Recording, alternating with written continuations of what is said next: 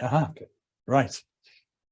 So, yeah, this gentleman's stuck in space, I think, really starts us off by thinking about the fact that we're under threat in many ways. I mean, if you weren't protected from the rigors of space, you'd be in all kinds of trouble. And that's really about an environment which is very, very threatening indeed. And in order to survive it, though, you probably need to get resources from somewhere else, which is quite handy to have a planet to do that with. And it's really those intimate interconnections, these intimate interconnections between the environment, human health and well-being that has been my main interest.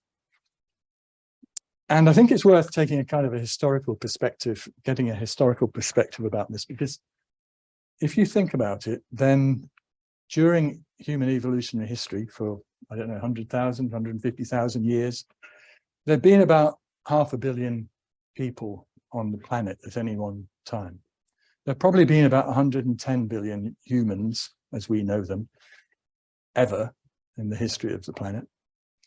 And we can see that now we've got 8 billion. So in 1804, according to the United Nations, there were 1 billion people on the planet for the first time.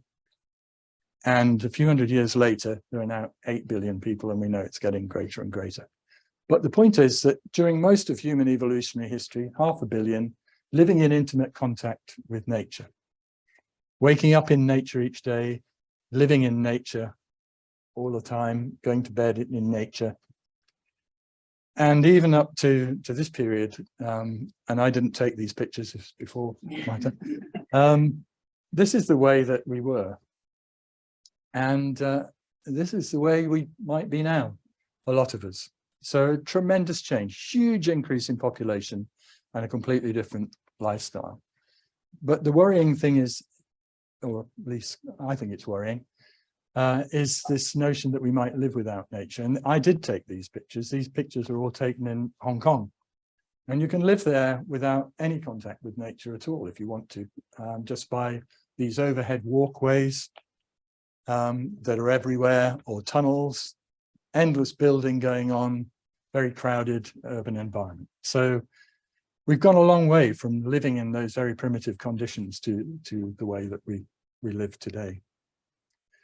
And lots of people have become very, very interested in this area over the last few years. And this diagram is kind of an interesting one produced in 2022, which just shows the enormous range of interconnections between the environment and human health and well-being, from the human microbiome, epigenetic effects, various behaviors influenced by the environment, psychological assets, so all the different things that you can see in this slide. So a complicated, really intensely complicated area. And yet, who has the overview? Who's doing the research to try and make sense of this and to find the best path through it, the best way through it? And I would suggest there are not that many people really engaged in this yet. They tend to be focused on one aspect of it, maybe ocean acidification or atmospheric CO2 or water quality. But to get the whole picture is a really difficult thing. And to see how one bit affects another, because all of this is linked to every aspect of the environment, but linked to human health and well-being. And it occurred to me that this was an area that we should have a look at. And so we organized a conference called Future Issues in Environment and Human Health. But the intriguing thing is we did that in 2007. And in 2007, there were no environment and human health research centers at all, anywhere. And generally, if you looked at evidence of studies on people spending time in nature and the benefits to health, those studies were really very poor quality. They were anecdotal, badly designed, not robust. And so we couldn't really say much. So we decided that we would have a crack at trying to initiate some research in that area of a higher quality, a better way of doing things. And in order to do it, we felt we better set up a center. And I managed to liberate 16 million euros from the EU because they were concerned about the economy of Cornwall which is very poor. And they wanted to generate jobs there, and they wanted to create businesses there. And so we persuaded them to give us some money to set up the European Centre of Environment and Human Health. And what we were trying to do was establish an internationally recognized centre of excellence. A lot of the rest of this was to do with generating business activity. So through knowledge transfer, catalyze business activity with all those things like building test kits or toxicological testing procedures, training for businesses, and so on and so forth. So we had to do some of that, but also to promote understanding of interconnections between the environment, human health, and well-being among policymakers, politicians, leaders in society, and also members of the public, So it's quite a big task. But the key thing that was useful about this was that we wanted to make it entirely interdisciplinary, to have lots of natural scientists, social scientists, people from the humanities, to work together in interdisciplinary or transdisciplinary teams. And that's been tried in a number of places. And we were talking earlier today about the new centre here for nature recovery. And one of the features of most of these centres that universities set up is that the staff members are often in different departments, but come together to do their research.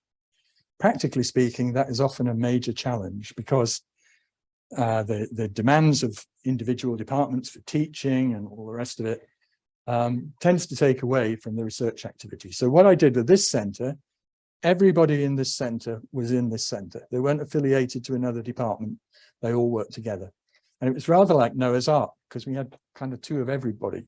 So we had two social scientists, two epidemiologists, two toxicologists, two economists, and so on and so forth. So we had this kind of herd of people, as I refer to my wonderful colleagues, who moved together to address any particular problems that came up. So we got every perspective that we could manage of that particular problem and tried to solve it in ways that didn't have too many unpredictable, unintended consequences. Of course, there always are some, but we tried to get on top of some of that.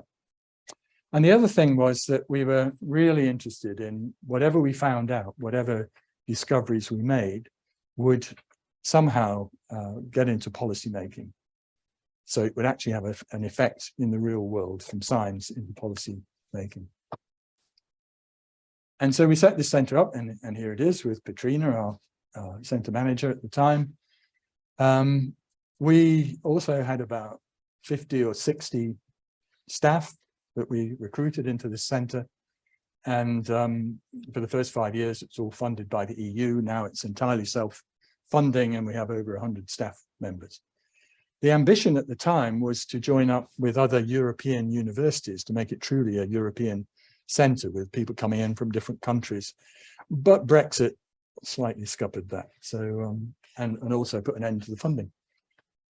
However, not to be bitter and twisted, this was the research agenda that we came up with, and half of what we were doing was related to threats from the environment to health and well-being. The other half was really about how you use the natural environment to foster improvements in health and well-being. So we were looking at climate change, weather, and human health impacts. We also had a sort of subsection within this about the oceans and human health. Obviously, the oceans and climate have an intimate connection themselves, so we didn't want to separate that out. Environmental chemicals and vulnerable populations. I was particularly interested in pharmaceuticals in the environment and how that led to the spread of antimicrobial resistance in the environment. Biodiversity and health, including microbiomes, not just in the gut, but the lung microbiome and so on. And then environmental triggers of disease. We had some really important information on radon in the southwest and arsenic in the southwest associated with tin mining. So many of these projects were more locally based. And then the other side of the coin was, how can you improve human health and well-being through contact with the environment? And we had environmental psychologists and qualitative researchers looking into this. We did some analysis for sustainable healthcare systems, trying to make the greenhouse gas emissions of the NHS much lower. And we have various public policy initiatives, novel communication strategies, and our collaborations around the world. So that was what the centre was about. Well, let me just tell you now about three particular aspects. And the first one I want to go back to is the thing about oceans and human health. So from the work that we had done, we realized that the oceans, seas and oceans have a really major effect on human health and well-being, particularly in coastal communities, but more broadly as well through contamination of seafood and what have you. And we were trying to get medical professionals on board with this idea and to get them to join in with a lot of marine scientists and so on to really get a grip on it. It's a kind of a meta discipline. And we felt that there was such a lot of information in it that we really needed to get together. So we tried to get the medics on board and they weren't interested. And why would they be? Because they said, well, you know, we've got asthma, we've got cardiovascular disease, we've got respiratory disease, we've got obesity, we've got mental health problems. What the ocean and human health problems are going to be trivial in comparison with that. So it's not something we can really get engaged with. Although we tried through things like these editorials. Why should the medical community care? Well, we got some information, and let me just preface this by saying a lot of this information is quite old. And the reason it's quite old is nobody has been collecting the new stuff in a sensible, integrated way. But up to this point, we found out that coastal flooding had killed about 120,000 people around the world and affected 2 million people. It's a lot more than that now. Hurricanes and typhoons, look at the number of deaths you get associated with these things. If you add them all up around the world each year, it's a huge number of deaths. Earthquakes and tsunamis being the marine bit, huge number of people. Infectious diseases from sewage and so on. Hepatitis A, a very big problem. Various respiratory diseases, toxic algal blooms get aerosolized and blow on shore, and people breathe them in and get respiratory disease as a result of it. So a problem from the sea. And cholera in the marine environments, especially in estuarine environments where Vibrio cholera replicates inside crustaceans and so on. Few more. Here's the toxic algal blooms. Drowning. A lot of people drown worldwide each year in the sea. And work-related deaths. Working in the marine environment is a very hazardous occupation. 115 deaths per 100,000 fishermen in the USA. And recreational use of the marine environment, lots of people get injured each year, and deaths in boat accidents and what have you. So if you take the sum of all of that, that's an awful lot of people who are either getting ill or dying each year in the marine environment. And then there's the whole pollution thing.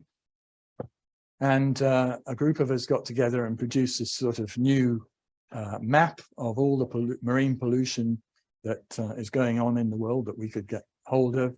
Things like microplastics in the sea, the oil spills, mercury contamination, still a big deal, pesticides, nutrient pollution. So again, a very rich area for investigation and something to worry about. And we've been doing this for 25 years, largely in the USA, where we persuaded the National Science Foundation to fund 3 ocean and human health centers in the US. There's a program called the Global Oceans Observing System that goes back to 2002, well, 1997 actually was when it started. And we wrote this Health of the Oceans, the HOTO plan, part of it, to monitor health of ocean communities and the quality of the marine environment. And we've been doing it kind of ever since.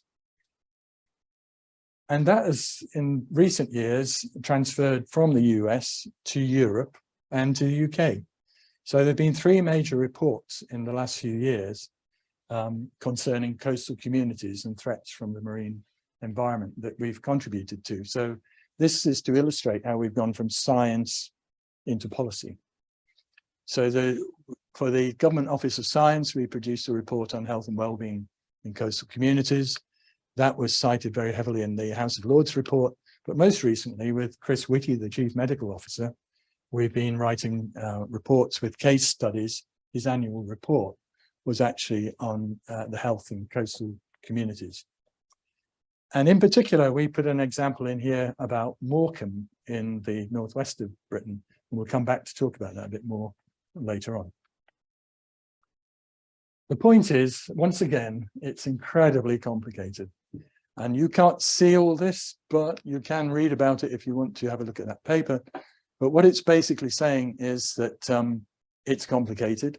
And some of these things, so the orangey ones are all examples of harm from the marine environment. So ocean acidification, destruction of species and habitats and those kind of things. And the blue ones are all benefits from the sea, desalination plants, for example, providing water, which they're just about to do in Cornwall, incidentally, and lots of others. But it's a complex matrix of things. And you can't just pull on one bit without affecting the rest. And that's really one of the key messages that I wanted to give you. Everything is linked, and we need much, much better ways of investigating these linkages and seeing what the consequences can be. And one of the best ways to do that is have interdisciplinary or transdisciplinary teams of people. So you take a decision on one dimension and somebody else says, oh, you can't do that because it will affect something somewhere else. Now, another great area of interest for me is anthropogenic chemicals in the environment. And we don't tend to think of them all at once again. So pesticides we do know about. We know about, everyone knows the DDT story, I'm sure, and about PCBs and things like that. But when you put it all together, it's quite a lot, isn't it? All of these different chemicals. The most favored one at the moment is PFAS, the per and polyfluoroalkyl substances, of which there are a large number. We'll come to that. But anyway, dioxins, brominated flame retardants, oxybenzone, which is a chemical in sunscreen that sunscreen's now been banned in Hawaii because the surfers are using so much of it, it's coming off their skin into the water and wiping out the corals. So they've banned that sunscreen there. But the question for me is, if it's poisonous to corals, why isn't it poisonous to humans? So it's a bit of a worry. Microplastics and plastics of all sorts are hugely interesting. Nanomaterials. My colleague John over here, we worked in the Environment Agency together for a good while, and one of the issues we raised was nanomaterials. But the problem with investigating nanomaterials in the environment, there are no standard regulatory methods for measuring what's where. We don't know how much is in the environment, we don't know how persistent it is, we don't know how toxic it is.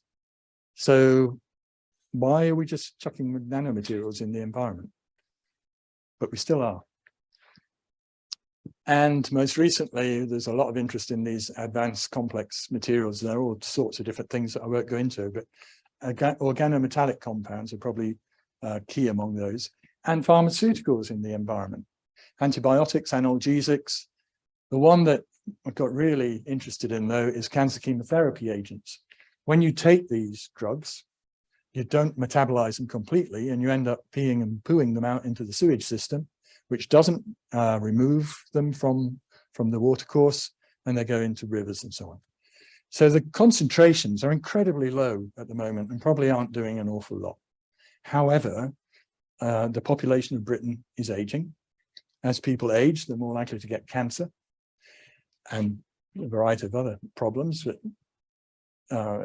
require them to take more pharmaceuticals. And so the amounts of pharmaceuticals going into British rivers is rising rapidly and will probably double or triple in the next 10 or 15 years. And then maybe it will start to become an overt problem. Certainly with antibiotics and antibiotic-resistant bacteria, there is already an issue. And we've done studies in Hong Kong and various other places that show that pharmaceuticals getting into the water, into coastal waters in Hong Kong, are producing antibiotic-resistant bacteria, or selecting, should we say. So here are just some recent examples that you might like to have a look at. The scale of these forever chemicals, these are the PFAS, getting into the water. This is a story from the 23rd of February, 2023. Over the last couple of years, we've heard an awful lot about PFAS, forever chemicals. Interestingly, the name forever chemicals was given to them by the US EPA in 1998. So we've been a tad slow in coming to grips with doing something about it. And you can read accounts of what's going on. I put these two pictures up largely because of these two ladies, Rachel Salvage and Lena Hosier. They have given up their jobs to create an investigative journalist unit to look at environmental stories of this kind. And their company is called Watershed, and we're working very closely with them to try and get them to follow up on all sorts of stories. Another example would be the mass death of crustaceans off the northeast coast of Britain. We still don't know why that happened, and nobody's sort of looking into it. But PFAS, that's got the attention of the European Environment Agency. I don't know if you can see these things, but the ones with dotted lines are low certainty. The ones with high certainty are a straight line. And these are all the different effects that PFAS has been shown to have. So impacts on the thyroid gland, increased cholesterol levels, liver damage, kidney damage, testicular cancer, lower birth weights, reduced responses to vaccines in children, delayed mammary gland development. So those are what we know does happen at certain doses, of course, certain concentrations, and then a whole load of other possibilities. So that's a worry. And one of my postdocs did this study, which I think is a really interesting study. So not everybody is equally exposed to all of these things. And it turns out that there's quite a strong difference between people who are from poorer socioeconomic groups compared with the kind of wealthy ones. And it's interesting how it pops up here. So PFOA, perfluorooctanoic acid, one of the PFASs, is higher in wealthier people. That's possibly because they use more non-stick frying pans and things like that, because that's what's on your non-stick frying pan. But also lots of furnishings and all sorts of other things like that.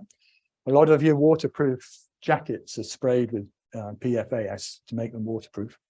And you can get those sprays that you put on your shoes. They're also got PFAS in some of them, not all of them. Yeah, this is actually oxybenzone, same thing. The suntan cream thing, so that's higher in wealthier people. Mercury, probably because wealthy people eat more shrimp and crustaceans, those kind of things. No idea why arsenic is higher. And then in poorer communities, perhaps living in more polluted environments, more cadmium and more lead. Anyway, it's to illustrate the principle that if you, depending on your socioeconomic group, you have a different body burden of environmental pollutants. And I mentioned antimicrobial resistance. So we're not just interested in chemical pollution, we're interested in microbial pollution as well. And actually, we were quite fortunate because we managed to persuade the United Nations to pass a bill to look into antimicrobial resistance in the environment, because so many people have talked about it in hospitals and in gyms that you get exposed to these bugs there, but they're actually out in the environment every day. If you think about pharmaceutical use in veterinary medicine, then when you give a cow or sheep or chickens antibiotics, which they do quite often, they just poo it out all over the place. So it's in the soil, it's everywhere. And of course, you are then selecting bacteria that can deal with that. And hence, you might be putting people at risk from antimicrobial resistance. We did some studies on this, and this is really to, well, not on that, but this is just a study we did on PFOA and thyroid disease. What we did with this was we took the NHANES database. This is a huge database in the US of people's occupations and lifestyles and their health and well-being, and also the levels of contaminants in their bodies and the diseases that they get. It's a huge thing. So it's possible to analyze it for all sorts of things. And what we found was a strong association between PFOA levels in their body and thyroid disease. People with high levels of PFOA had double the incidence of thyroid disease. In that same database, of course, people have got other chemicals in their body. The same people have got other chemicals in their body. And when you look, for example, at bisphenol A, which is a plasticizer, there's a big fuss about it a few years ago because there's a plasticizer in babies' bottles, and they were worried that babies were getting it. Well, if you measure urinary bisphenol A, then you find that people with higher levels of bisphenol A have triple the risk of heart attacks and strokes and double the risk of liver disease. All in the same people. And there are a myriad of other chemicals in them as well. So what I got really interested in is how are environmental chemicals changing global patterns of disease? I mean, if I came in and said to you, oh, there's a new thing come out and it's changing global patterns of disease, you'd probably be quite concerned about it. And yet, you know, we've had this going on for a long time, but environmental chemicals are really changing global patterns of disease. And recently, relatively recently, Phil Landrigan and a bunch of colleagues, he's a really brilliant American epidemiologist, has produced a report in the Lancet, and there's a new version just come out, I think. And what he's making the point is there are about 9 million people who have well-characterized health effects from pollutants each year. And if you look at a huge number of chemicals that we don't know about, they're probably having effects. And then there's another group that we know absolutely nothing about. So there's a big task ahead in that regard. And if you look at this chemical issue, this is where the manufacture of chemicals is taking place. Obviously, China, Europe, the USA are the main places. Things like the petrochemical industry and specialty chemicals of one sort or another, various polymers of one sort or another. But really, the take-home message from this is there's been a 50-fold increase in global chemical production since 1950. And it's expected to triple again from now to 2050. That's a huge amount of chemical production worldwide. And if a proportion of that is still getting into the environment, then we need to be concerned. And we have to ask ourselves, what is the kind of chemical environment that we're willing to live in? So this is this concept of wicked problems. These are very, very, very complicated areas. Hard to define the specific problem, hard to know when you've addressed it, and hard to know how to carry on with it. But it brings us back again to this interdisciplinary groups are the best chance that we've got. One of the things about these kind of problems is that you get emergent properties from them. And I'm sure you all know this, but anyway, this is just a simple illustration of it. So you start off to illustrate an emergent property, okay? So this is just a nerve cell. And if you have lots of nerve cells, you get into neurophysiology from cell biology.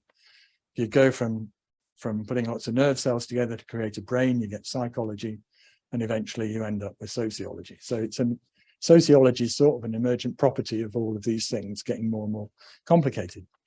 But we haven't really applied this in pollution studies. So if you took PFAS, or PFOA in this case, actually it's present in mixtures, and we don't really know how it's responding in these mixtures. And if you think then about climate change impacting the bioavailability of it, or its global distribution, or teleconnections moving it from one side of the world to another in the atmosphere, we don't know much about that. And eventually the response of society is to say, we don't like this, we don't know what's going on, we want protection from it. So it's very important, I think, to look for these emergent properties. And one way of doing that is to do horizon scanning, which is well, there are many, many ways of doing it. One way is to get groups of experts together and ask them what they think are the most important emerging threats that we should be looking out for and trying to deal with. And this is something we did with DEFRA, a horizon scan of emerging chemical issues. And we found sort of 15 issues, which are bio-derived chemicals we were a bit worried about. The environmental impact of chemicals in farming, biodegradable chemicals, unregulated import of products, which is going on all the time, bringing chemicals into the country that we don't really know what's in these materials, and so on. So we need an early warning system to look for these emergent properties. And probably we need a new regulatory system. In the past, we've had limited regulation. This is, back in the 60s, say, chemical production without consideration of discharges or even doing green chemistry to reduce environmental impacts. High environmental and human body burdens of chemicals was a consequence of it, and severe ecological damage, human health threats, and so on. But then we got a bit better with regulation. It was fragmented and reactive, but we did get a bit better with it all. So acute deaths started to decline together with point source pollution. So most of the pollution we're exposed to today is diffuse rather than coming out of a pipe and a factory and so on. And then what can we do in the future? I think the major message is do no harm with the chemicals we put in the environment. Chemical production has undergone a step change in waste minimization. So they're trying to reduce the amount that gets into the environment. There's more discharge control, smart environmental monitoring to check for discharges. Recycling is obviously a great thing, and reduction in production. Fully aligned with green chemistry, trying to produce chemicals that are useful and effective, but degrade to something that's quite harmless. And hopefully we'll end up with declining ecological damage, reduced body burdens, associated diseases in humans will decline. Environmental burdens of chemicals should decline. I'm not sure they are yet. Better management of mixture toxicity, but overall, do no harm. So that was a grim bit of the lecture. It's all going to get cheerful, possibly. So that's all the threat kind of stuff. But there are numerous health benefits that we can get from the environment. And clearly we've got, among the other epidemics that we've had, this is referring to the global epidemics of obesity and mental health problems. Can nature actually help? And the levels of obesity in women and men, and it's been in the news recently about the very high levels of obesity and the tremendous impacts that has on health, cardiovascular system, obviously, and those kind of things, but also on joints and on mental health and a whole range of problems. And 1 in 4 people in any given year seem to have some sort of mental health problem. In fact, the World Health Organization estimates by 2030, mental health problems will be the biggest medical problem on the planet. Far more than AIDS, malaria, any of those sort of things, mental health problems. And nature offers some opportunities. So lack of physical activity underpins about 10% of global mortality, just people not being active at all. When you are active, you increase your energy use, even if it's just standing around, you use more. Mental stimulation of being out in nature, long-term motivation. If you feel better, you can keep going with it and enjoy it. Be with your friends, get out there. Increase social cohesion, because usually you're doing this with friends, some sport or just going for a walk or whatever you want to do. And the great thing is it's something absolutely everybody can do, although some people have much greater access to green and blue spaces than others. We've been trying to do a whole range of studies, but this one I put in just to remind me to tell you about the difficulties. So we asked this question: does participating in physical activity in outdoor natural environments have greater effects on physical and mental well-being than physical activity indoors, i.e. in a gym? And we found 2,356 papers that roughly address this topic. But when we looked into them, not many of them actually addressed it properly. You know, there was some sort of edge effect with it, but it wasn't really focused on this question, so we put those aside. And then we found maybe about 900 papers that had actually really tried to address this. And when you're doing systematic reviews, you have a whole series of criteria which you judge each individual paper against, and you have a team of individuals who make that comparison. So it's not biased by one person saying, oh yeah, it's really good. You've got 3 people, something like that, evaluating it and seeing if it matches the criteria. And those criteria are things like whether enough people in the study, were the statistics well done, was it executed well, was it a biased population, you know, whatever it was, had they taken these things into account. You know more about that than I do, I'm sure. And the point was, when we got to the end of it, there were 11 papers that were any good, which is not many. You know, and it says something about the quality of the work in this area, which really needs jacking up quite a bit. And what those 11 papers said was that it's better for mental health. It was equivocal about physical health, but doing your running and physical activity outdoors is better for your mental health than doing it indoors. But it makes the point. We've done lots and lots of studies on this, looking at stress reduction in different environments, indoors or in towns and cities and so on, compared with open countryside and woodland and farmland, compared with by rivers, coasts and so on. So these are the ones that we are particularly interested in that seem to have a major impact on stress reduction. And we were very interested, because we live in Cornwall, because my background's a marine biologist, we're very interested in the aquatic environment. And so we did a study to find out about this. And it was from a national census. So there were 48 million responses in this national census where people were asked to grade their own health on a scale of 1 to 10, let's say. And actually people grading their own health is pretty good when you compare it with medical assessments. So if you feel well, you probably are well. And if you feel ill, you probably are ill. So something on that sort of scale. It's crude, but it gives you an impression. And what it showed essentially was that if you live within a kilometre of the coast, you're more likely to report better health than if you live a long way away from the coast. And we took into account, so that was about 3 million people were living near the coast, and 1 to 6 kilometres away is about 8 million people. The effect was strongest in poorest communities. So if you were poor and lived in Birmingham and poor and lived on the coast, you were much better off living on the coast from the health perspective, from self-reported health. If you were rich and lived in Birmingham and rich and lived on the coast, there wasn't much difference. And when people moved from the coast inland, their health went down, and when they moved back to the coast, it went up.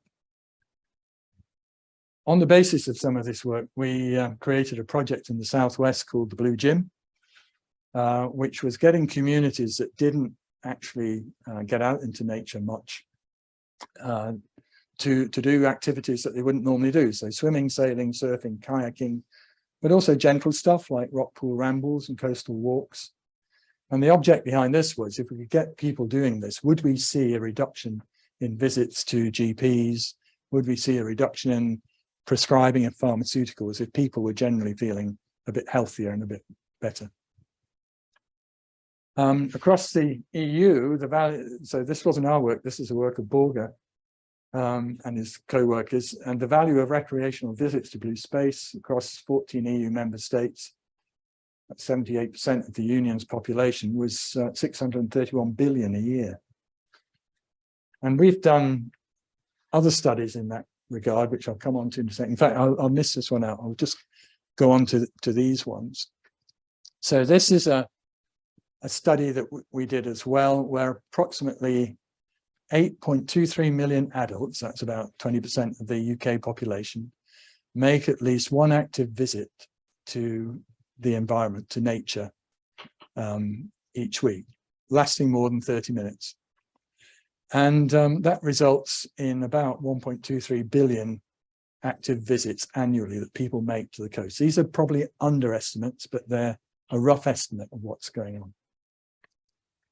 When you look at that, that means 3.2 million also reported meeting recommended physical activity requirements. That's 5 lots of 30 minutes of exercise in a week. Okay. Now, active visits are so when you've been into nature 30 minutes, 5 days a week, that's associated with quality adjusted life years. I'm not sure if you know what they are, but a quality adjusted life year is 1 year of good health. Okay. And by being physically active, it improves your health.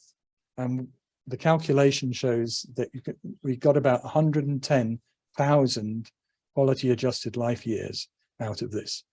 Now, quality adjusted life year, the medical community estimate that's worth about £20,000 each one, because it's enabling you to go to work, use facilities, go buy coffee and all the rest of it. Generates about £20,000 for the economy. And so if you look at that in the end, it turns out about £2.18 billion is generated, or at least saved, by people being physically active by the recommended levels each week. So you can make the point is you can make an economic argument that this is a worthwhile thing to pursue for governments.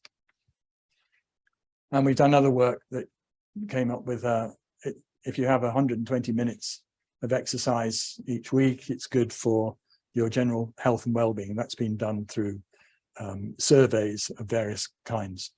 So if anybody wants any more information about it, I can give it to you. But here's the rub with this. We've learnt that species in England, for example, are in huge decline. And if we encourage more and more people to go out into nature, are we going to be doing a disservice by getting people tromping about in forests, on seashores, causing ecological damage? So again, it comes back to this complexity of the problem, and we'd need to know just what sort of impact it would have before we go too far down this line, or how to manage it in various ways. I had a lot to do with Natural England, and they were very concerned about people going to the New Forest. You want to encourage people to go for walks in the woods, but if lots and lots of people decide to go there, it's all the cars, where are they all going to go? Do they all want coffee? What about the loos and all the rest of it? Do you then start trashing the New Forest ecology by getting more and more people there who are trying to improve their health and well-being? Well, what we found in that particular case was that if you do create a car park and a coffee shop and some loos and some local walks, that's where 90% of the people stay. They don't actually wander off into the forest. So it's worth doing those kind of studies and finding out and looking at what potential impacts might be. Okay, now I'm going to just battle on for a few more minutes. Is that okay? Okay, good. So I'm intrigued by your nature recovery centre that's been set up here. In fact, I think it's fabulous. But one of the things that we've struggled with, both in my centre and at the Eden Project, where I'm now largely based, is nature. What does nature actually mean? And if you look in the Oxford English Dictionary, it's the phenomena of the physical world collectively, including plants, animals, the landscape, other features and products of the earth, as opposed to humans or creations, or human creations. That really offends me, that last bit, because I think as a human, I'm part of nature. And we are now considering whether we can think about new definitions for nature and get a bit clearer what it is. So there are lots of studies that have been done where people say, oh, well, if I have a picture of nature in my house, I feel better. And then people say, well, if I have a pot plant in my room, that's nature in my room. Where does nature begin? Is that nature when there's grass in the verge and stuff? Is your back garden nature? What do you think? Or the park? Or a nice walk through the woods? Is that nature? An artificial wood? Artificial farmland, or at least human generated farmland? Is that nature? And when we're restoring nature, are we going to be restoring farmland? Are we going to restore your back garden? Or are we just looking for the really wild stuff like this? And I would like you all to go home and think about that this evening, or anytime you feel like it, because I think it's an open question. We haven't really got very good at talking about what nature actually is.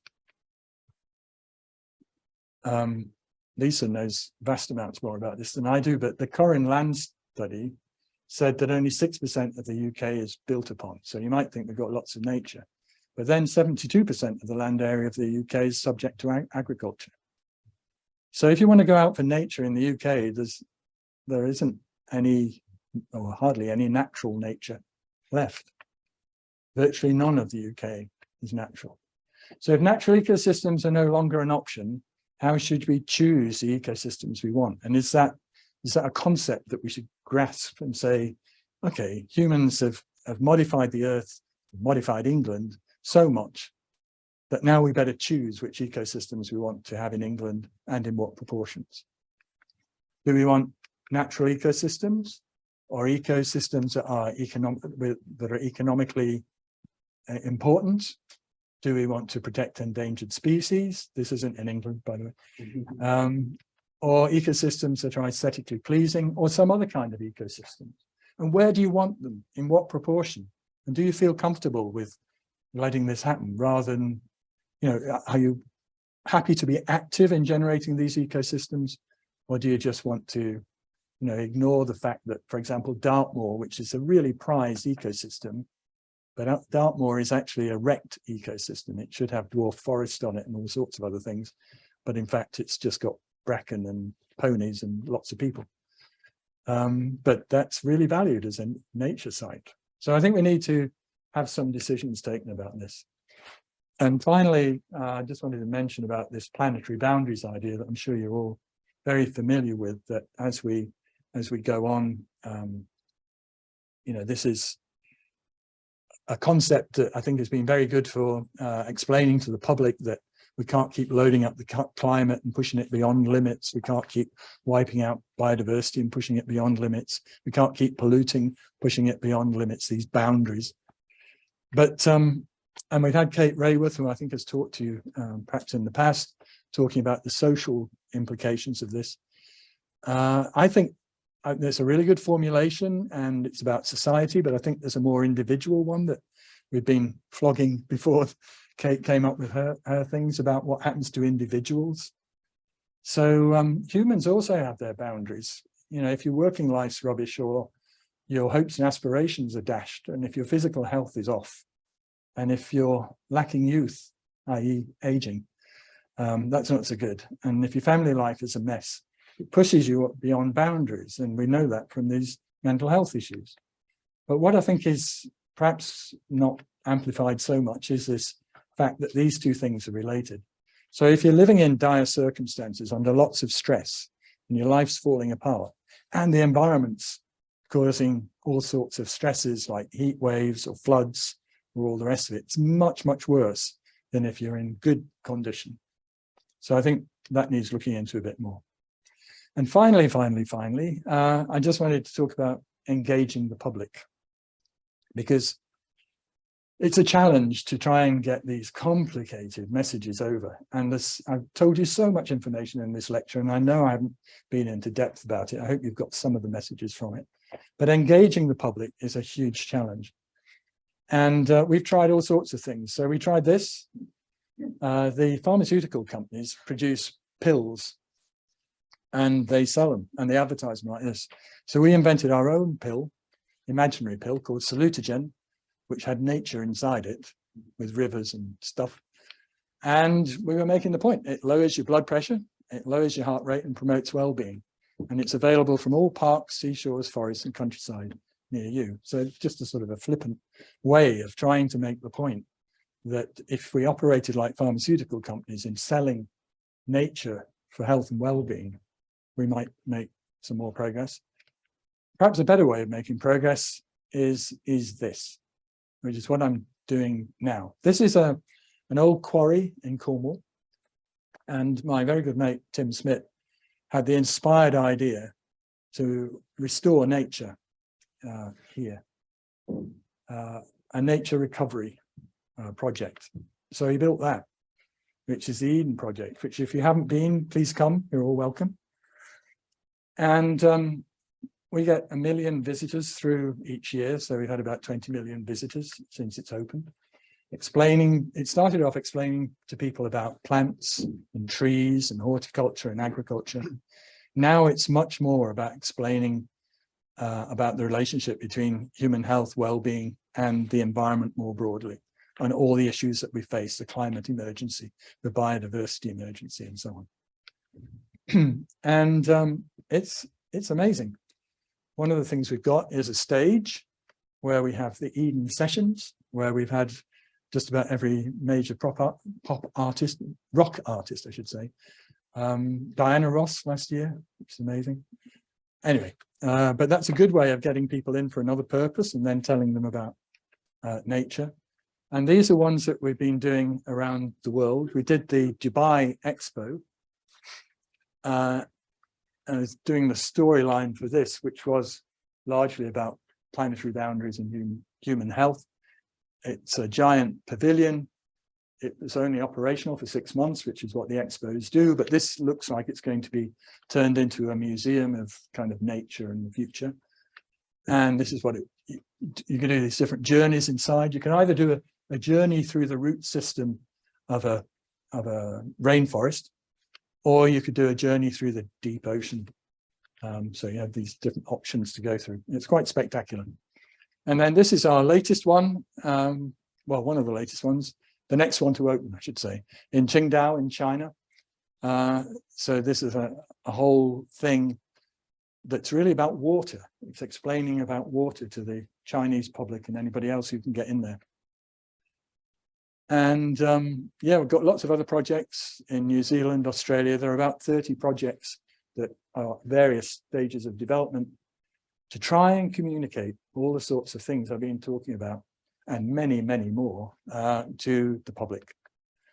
And you perhaps heard on the news a little while back that the Eden Project got £30 million off the government, which is an achievement in itself. And we need another 50 million, but we're optimistic, to build Eden Project in Morecambe on the northwest coast. Now, this is particularly important because Morecambe has got just about the worst health statistics of any part of England. Absolutely appalling. Lots of drug use, gangs, alcoholism, obesity, mental health problems, unemployment, you name it. It's absolutely catastrophic. But when we went to Morecambe to talk to people, we had a room like this actually, and there were about 40 local politicians in there from the Northern Powerhouse, Morecambe County Council, Lancaster County Council, Lancashire, all in the room. And we stood up and did our song and dance acts to explain to them that we wanted to try and create this. It was a rather tense atmosphere, but at the end of it, people there were just so enthusiastic. And within a couple of weeks afterwards, lots of young people had gathered together in groups to make videos about what they wanted to do when the Eden Project was in Morecambe. And the spirit of enthusiasm and putting Morecambe on the map with an Eden Project that will attract people from all over the world has been transformational. So we hope to make a great success of this. We hope it will increase jobs and improve the quality of life for all the young people and all the other residents there. We should get about, well, there's a catchment of about 8 million people who could visit this site. And it's smaller than Eden in Cornwall, but it is right on the coast, and we hope it'll be exciting. So in summary, I've nearly finished. Shall we do these things or not? And it's up to you to think about. Accept that there are a few natural ecosystems left. Accept that we must use nature to meet our needs, which I think we have to. Decide what is our responsibility regarding the other organisms on Earth. Plan for different ecosystems offering different ecosystem services. Decide what those are. Ensure that ecosystems are sustainable, resilient, adaptable, and appropriately biodiverse. And ensure that our ecosystems and their components are protected from pollution and habitat destruction. We need to protect them under the planetary boundaries. And finally, and to my mind, very importantly, ensure that our ecosystems foster human health and well-being and can accommodate human communities. Thank you very much indeed.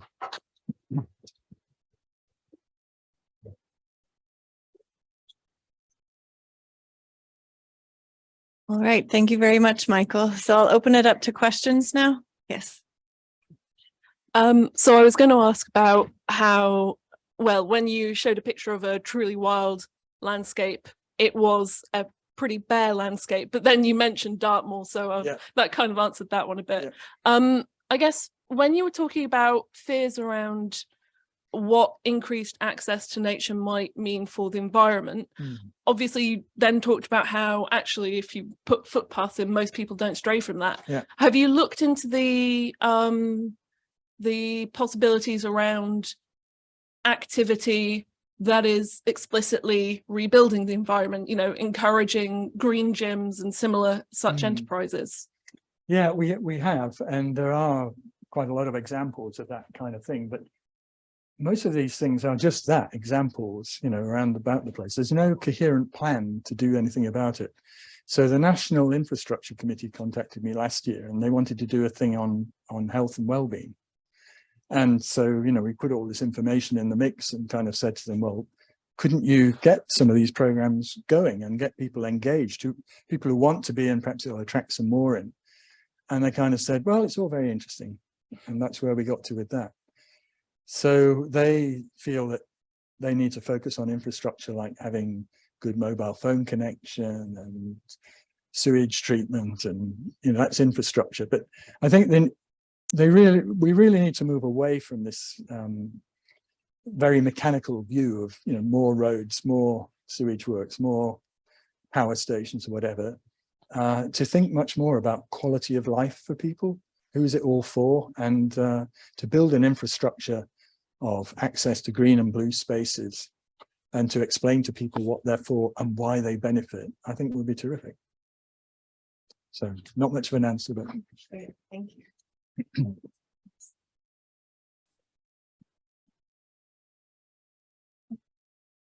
Thank you for that talk. It was amazing. I'm interested in the Department for Education Sustainability Strategy, one strand of which is to green up school playgrounds.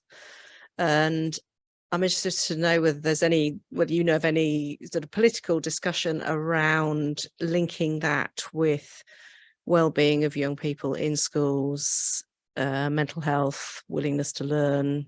I know there's a Spanish study on the impact of kids looking out the window to green spaces on grades. Yeah.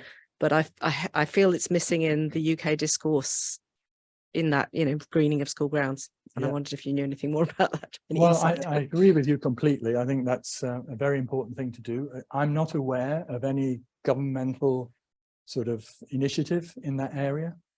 They may be open to it, but my experience of government departments has been they're not especially active in crosstalk between the different departments, between, say, education and DEFRA. I don't know if they talk, but I've never seen any evidence of it, for example. So I think that's difficult, but I have seen at first hand examples of what you're talking about. So there's a terrific school in Cornwall called Penair School, and there they built, I'm not quite sure what it's called, but it's kind of nature and health centre in the school grounds. Prince Charles at the time, King Charles now, was strongly behind it as because it was Duchy of Cornwall and all of that. And it was absolutely sensational because they did a number of things. They were growing vegetables that could be used for school dinners and all that sort of thing, plants of different kinds. They built a BMX track around the school grounds for kids to go on the bikes, but it was all in green space. It was lovely. And they also created an environment where children could go and talk about, you know, anything they wanted to do, so from their mental health, but also physical health. So children were encouraged to say, well, I've got a lump on my arm, you know, what is it, kind of thing. So the physical and mental health aspects, it was like an early warning system of things going wrong. And at the same time, teaching them about the benefits of nature, the benefits of a good diet, the implications of eating meat and everything. So that school, to me, was a terrific example. And I can't understand why it's not picked up and replicated. It's probably going on in a few places.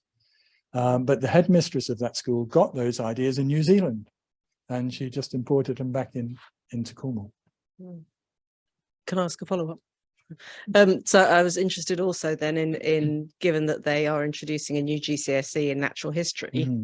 I haven't seen in the information to date that there's any links to health and well-being.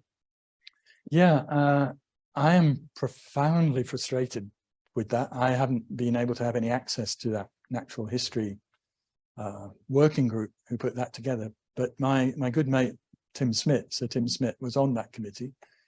And I think there was a lot of enthusiasm for going a lot further with it, doing the sorts of things that you and I might want to see with it. But I think for one reason or another, it was felt it couldn't go much further than it is. But I just hope it's not going to be nature tables and, you know, kind of cliche, a bit of climate change, a bit of biodiversity and all that sort of thing. I hope it's going to be much deeper, more integrated, more a sense of feeling about the whole thing. Is, you know, I think it's important that people realize the implication for their lives of a rubbish environment and bad lifestyles and so on. So if somehow that can be woven into education about nature and what it means for the children, I think that would be good. Thank you.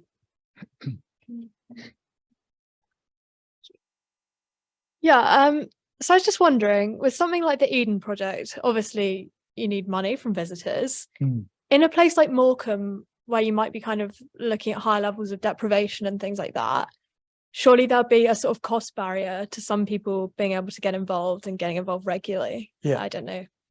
We have a cunning plan for locals who will be able to access this project at a much lower level.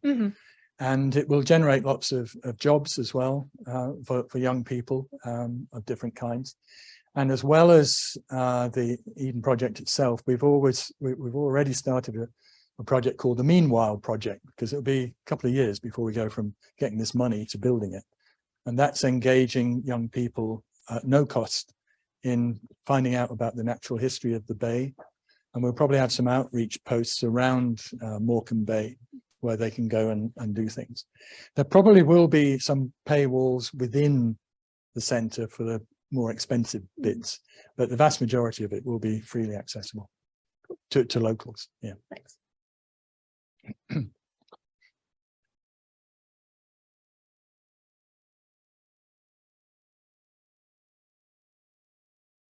Thank you. So my question is, so you have previously talked about maybe rethinking about the definition for nature. Is there any rethinking about the definition of health? Is it definitely on the opposite side of disease? And also how nature health or animal health is the same or different to human health? Are there bits that conflicts, and how do we resolve the conflicts? Well, it's a really great question, and yeah, I think health needs redefining.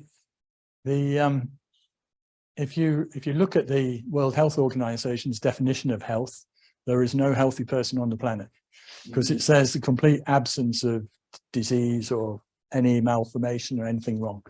And pretty well all of us have got some little bits or pieces that don't work quite right, or that are a bit odd. You know, I mean, not that I know you all, but it's a difficult thing to find health. And so I think it does need a bit more sophisticated definition. And what we were saying earlier, actually, one of the other concerns is that the National Health Service, and it's a cliche, is really a national disease service. And that's about diagnosing and treating diseases in certain ways. But health is a sort of a different enterprise. It's more of a preventative thing. You know, if you can keep up the slope, the health slope, as it were, and live a lifestyle that keeps you healthy and reduces your risk of disease. And I think that's what we ought to be looking at with a kind of a health definition. I'm sorry, what was the other bit you asked me about? Nature, health of nature, or health of animal. Yeah. Well, there are lots of papers out there that have the title healthy animals, healthy people, or healthy nature, healthy people. And the link isn't that clear, because 95% of animal species are invertebrates, and the physiology of invertebrates is extremely diverse and complex and very different to humans, to mammals, and to vertebrates generally. But I do think that animals can tell you something about the state of the environment as it might impinge on humans. So there's some interesting studies done in the States where they found clams with tumors in an estuary. And that's really quite unusual to find tumors in clams. And in the end, they found out that it was a toxic agent used on a farm that was getting down and causing these tumors. But then they found that people who were abstracting water from the river, women were getting ovarian cancer. So those sort of things were all linked up in the end, and it was kind of an early warning of this event. So the quality of the environment as reflected in animals and plants in the environment can give you early warning of threats to human health. But then sometimes there isn't a link. You know, the animals can be sick, but people are not affected. They metabolize it. They've got more sophisticated detoxification systems and so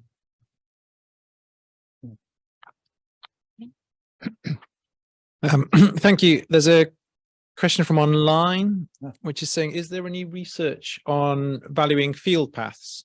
So that's the network of public rights of way on foot in England, and specifically looking at them as part of public goods for the future ELMS payments for farmers. I'm afraid I'm ignorant of that. I don't know. I've never come across one, but there might be some studies like that. I don't know if the Ramblers Association has done anything like that, but I'm not aware of it, sadly. Okay. And if I can ask a follow-up, a different question. It was interesting about, you know, the nature is good for us, outdoor space is good for us, but there's a limited number of environments that we have access to, and they're reducing all the time. And Kim was talking about schools. Does it make a difference? Does your level of nature education make a difference to your well-being? I'm thinking about urban environments. You showed some pictures where there's bits of scrub and bits of weeds, and it's most people walk past them. But if you know that there are elements of nature there, can you, you know, by being does awareness of nature have a health benefit, or do you have to be immersed in a more richer environment? Well, I think, to answer part of that, I think awareness of nature does have a health benefit, and there are all these kind of studies that show that even if, you know, this study about the hospital where they put patients with a view of nature, I mean, it's a classic study, although I'm not aware it's ever been repeated by anybody, but there we are. But anyway, it's cited numerous times. But there are also studies in Japan where they've talked about pictures of nature on the wall have benefits. So that's a kind of an awareness of nature. So from that point of view, but I am not aware again of studies that have been done. There's so much to do, huge amount to do. One of the things that we mentioned earlier is we know that from a vast array of studies that nature, access to nature, spending time in nature, blue or green environments has health benefits, mental and physical health benefits. But we don't know why really. We know, you know, your cholesterol levels drop and your heart rate drops, and you feel better and psychological stuff. But what's the mechanism? So in my group, we're always talking about what are the clues and cues you pick up from nature. Is it what you see, or what you smell, or what you hear, or the wind in your face? What is it? Do they all need to be there, or just vision or whatever? And so we have a piece of research going on where we're trying to create artificial nature by getting people to look at screens of high quality digital pictures of nature, and we can generate smells in the room like new mown grass or cow dung or whatever. And we can change the humidity and breeze in the room. We can play sounds of nature. And we're trying to see if, you know, which of those things is the most important. Do they all need to be there or not? But one of my absolutely brilliant postdocs, Sarah Bell, who's just got a Leverhulme Prize last night, actually, she looked at blind people going into nature, and they get all the benefits and absolutely adore being in nature and have no vision. So, you know, you're getting it from other sources in that case. Yep. Have you looked at the work of, I think, Kathy Willis, who actually spoke at an event here in November? And I may have come across it, but I don't. Sorry, yeah, no, I was Where's she from? asking about, so this is Kathy Willis, who is, I've got it here on my phone, Professor of Biodiversity in the Department of Biology and the Principal of St Edmund's Hall here in Oxford. Right, no. The talk was basically on this kind of growing field of examining what exactly it is about nature that Right. gives these benefits. So Right. Well, it's great that people are doing it. I mean, we've been, trying to do this kind of thing for a while. Resources have been limited. And as I say, when we started off, there were no other environment and health centres. So it's fantastic that around the country now there are lots and lots, and it's good. But I was saying earlier to our colleagues there that people are really interested. So NASA is really interested, because if you can create artificial natural environments, then if you're flying to Mars and you can create a sort of a nature experience, that would help. And the other people who are interested are the Royal Navy. So if you have submariners under the ice for a couple of months, if you can create virtual nature inside a submarine, then you keep your guys in better shape. And there are many, many other applications of these sorts of things. So to get to the bottom of it would be really excellent, I think. One more live question, and then we'll end on an online question. Okay. Thanks. It looks a little bit ironic that your New Eden project was on the coastline, and coastlines in Britain have the highest extinction rates in Britain. So I expect you've done some impact assessment and mitigation, but I just wonder what sort of things those are. We were very, very aware of that, and particularly there because of the birds and the fisheries and all the rest of it. So we handed all that over to Natural England and the Environment Agency, which may have been good or whatever. But yeah, they suggest that we will not be having an impact out in the bay. And we're extremely cautious about having any impact. So which is why we went straight to them at the beginning. So we're trying, but yeah. Again, it's that kind of balance between doing it and not doing it. But we are aware, yeah. Okay, and we've got more questions online, but I'll just do the last one, which is, do you think that the arts and literature have a fundamental role to play in promoting nature as a health tool and to promote our understanding and need to protect it for the Earth's continued survival? Yes. Yes, unequivocally, yes. And in fact, I have a very good friend who's a poet, and she was very interested to know whether if you write text or poems, or just plain text, describing nature, describing a lush forest with the sun percolating through the leaves and the smell of new mown whatevers. If you write that, do people get, as they imagine it, do they get the benefits from it? And so I'm very interested. I mean, I'm kind of at the end of my career now. Can't keep doing everything new, but if somebody's interested, I think that would be a really terrific area to go into.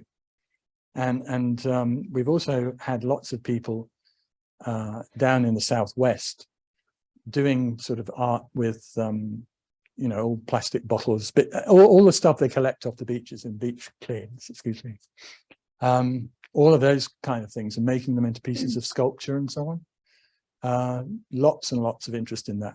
And of course I'd say that because my wife is a biological illustrator, so she'd be very cross if I didn't say it.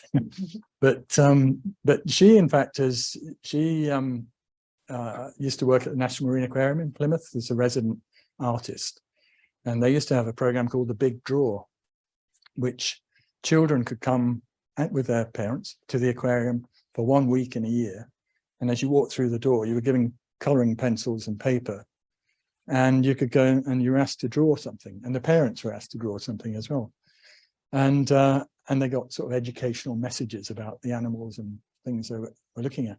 That was hugely successful because the residence time in the aquarium went up tremendously. So, and the profits went up because people were staying on for coffee and then dinner and so on. And you just walked around the place and there were kiddies lying on their tummies, drawing the sharks and the clownfish or whatever. It was a fantastic place. So art and engaging with nature, I think, is a terrific thing. Thank you. So thanks for everyone for your engagement this week. Just a reminder for next week, for Friday, the 17th of March, there's a talk at 4:15 in the main lecture hall, and that's by Sandra Diaz on new global biodiversity networks. And so thanks to everyone online, and just welcome everyone here in person to continue the conversations and join us for a drink.